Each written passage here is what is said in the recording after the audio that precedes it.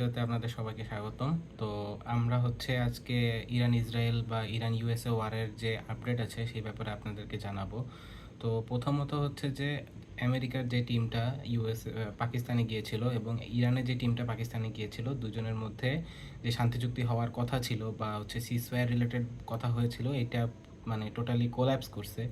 কারণ হচ্ছে যে ইরানের যে রিকোয়ারমেন্টসগুলো ছিল, ইরান যে 10টা রিকোয়ারমেন্টস দিছিল, এই 10টা রিকোয়ারমেন্টস আমেরিকা কোনোভাবেই ফিল আপ করবে না, ঠিক আছে? তো ইরান চাইছিল যে তাদের যে সিজড ব্যাংক অ্যাকাউন্টগুলো আছে, যেখানে কয়েক মিলিয়ন ডলার আছে, তো তারা চাইছিল যে এই সিজ ব্যাংক অ্যাকাউন্টগুলোকে যদি যেন ছেড়ে দেওয়া হয় বা মানে আবার আনফ্রিজ করে দেওয়া হয়, বাট আমেরিকা সেটাতে রাজি হয় নাই।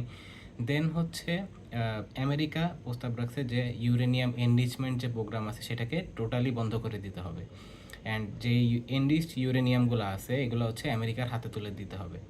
এখন এই ইউরেনিয়াম এনরিচমেন্টের ব্যাপারে যদি আমি একটু বলি, সেটা হইতেছে যে ইউরেনিয়াম-238, যে মানে আমরা যে খনি থেকে যে ইউরেনিয়ামটা পাই, সেটাতে 99% হচ্ছে আমার ইউরেনিয়াম-238 অ্যাটম থাকে, অ্যান্ড 0.7% হচ্ছে ইউরেনিয়াম-235 অ্যাটম থাকে।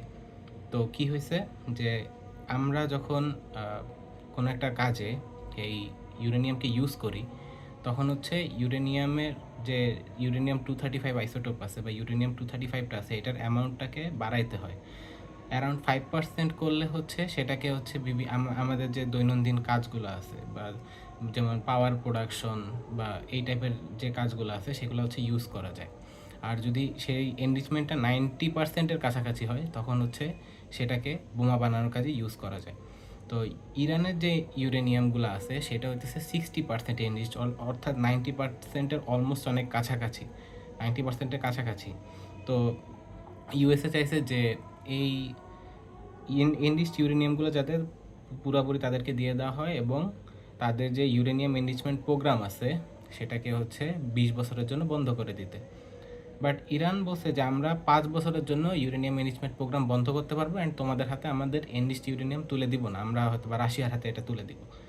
তো ইউএসএ এটাতে রাজি হয় নাই, যার কারণে পিস টক্স যেগুলো ছিল সেগুলো টোটালি ফেল করছে।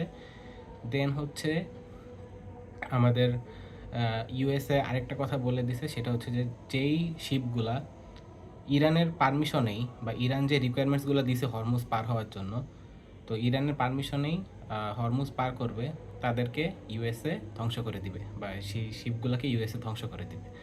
বাট ইউএসের এই ক্লেমটা আলটিমেটলি ফেল করছে, কারণ হচ্ছে যে চাইনিজ একটা ট্যাঙ্কার কিছু দিন আগেই বা কিছুক্ষণ আগেই হরমুজ পার করছে, অ্যান্ড তখন হচ্ছে তারা ওই শিপটাকে কিছুই করতে পারে নাই। কারণ হচ্ছে ইউএসএ অলরেডি চায়নাকে অনেক বেশি সমীহ করে চলে, অ্যান্ড চাইনিজ আর্মির একজন খুবই উচ্চপদস্থ কর্মকর্তা বলছেন যে তোমরা আমাদের সাথে ইরানের অনেক ডিলস আছে, অনেক বিজনেস চুক্তি বা এগুলো আছে, তো তোমরা যদি আমাদের কোনো ক্ষতি করো তাহলে আমরাও সেটার কঠোর হাতে দমন করব। সো এটাই ছিল মোটামুটি আপডেট ইরান ইউএসএ ওয়ারের ব্যাপারে। তো আপাতত এই সিজফায়ারটা সাস্টেইন করতেছে না, অ্যান্ড সামনে এই যুদ্ধ আরও বেশি দীর্ঘায়িত হবে।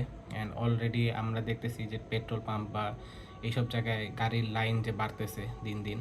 তো এই জ্বালানি সংকট খুব সহজে যাবে না, কারণ অলরেডি অনেকগুলো রিফাইনারি ধ্বংস হয়ে গেছে। তো সামনে হয়তোবা আরও অনেক রিফাইনারিতে হামলা হতে পারে, এনার্জি ইনফ্রাস্ট্রাকচারে হামলা হতে পারে, অ্যান্ড অ্যাজ এ রেজাল্ট জ্বালানি সংকট ক্রমাগত বাড়তেই থাকবে। তো এটাই আজকের ভিডিও। Thank you.